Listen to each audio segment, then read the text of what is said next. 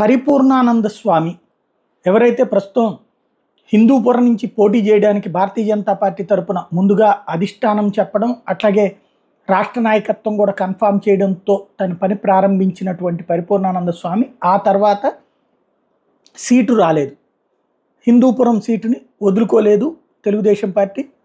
అదే సందర్భంలో ఇవాళ అభ్యర్థులకు సంబంధించినటువంటి లిస్టులు అనౌన్స్ చేస్తున్నారు. అంటే బీఫామ్లు ఇస్తున్నప్పుడు పరిపూర్ణానంద స్వామిని చంద్రబాబు నాయుడు పిలిపించడం అన్నటువంటిది సంచలనమైంది. ఎందుకంటే భారతీయ జనతా పార్టీ అభ్యర్థిని పోటీ చేస్తానని ప్రయత్నించి అక్కడ సీటు రాక ఇబ్బంది పడుతున్నాయని చంద్రబాబు పిలవడం అన్నటువంటి ఒక్కసారిగా సందేహం. ఎందుకంటే ఇప్పుడు అనపర్తిలో ఎట్లయితే సీటు మార్చి తెలుగుదేశం నాయకుడు నల్లమిల్లిని తీసుకొచ్చి భారతీయ జనతా పార్టీలో చేర్చి సీటు ఇవ్వడానికి ఎట్లా ప్రయత్నిస్తున్నారు, అట్లాగే పరిపూర్ణానంద స్వామిని ఏమన్నా తెలుగుదేశం పార్టీలో చేర్చుకుని భారతీయ జనతా పార్టీ పార్లమెంట్ అభ్యర్థిగా అక్కడి నుంచి అదే తెలుగుదేశం పార్లమెంట్ అభ్యర్థిగా అనౌన్స్ చేస్తారేమో అన్నటువంటిది అనుమానం వచ్చింది. అయితే ఆయనకి అట్లాంటిది ఏమీ లేదు, మీరు పోటీ చెయ్యొద్దు అని రిక్వెస్ట్ చేయడానికి మాత్రమే చంద్రబాబు గారు పిలిపించారు అన్నటువంటి తేలింది.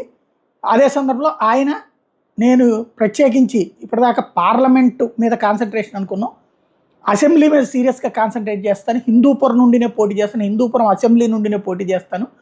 40 ఏళ్ల నుండి తెలుగుదేశం గెలుస్తూ వస్తున్నటువంటి సీట్లు ఇవాళకి కూడా మంచినీళ్ళకు కూడా దిక్కు లేదు, ఇవాళకి కొనుక్కోవాల్సిన పరిస్థితి వస్తుంది, హాస్పిటళ్లలో దిక్కు లేదు. ఇలాంటి స్థితిలో ఉన్నటువంటి నియోజకవర్గాన్ని ఖచ్చితంగా నేను అక్కడి నుంచినే పోటీ చేసి అక్కడ ప్రజల కోసం చేస్తానని అదే చంద్రబాబు గారికి చెప్పి రావడం అన్నటువంటిది ఇక్కడ కీలకమైన అంశమైంది.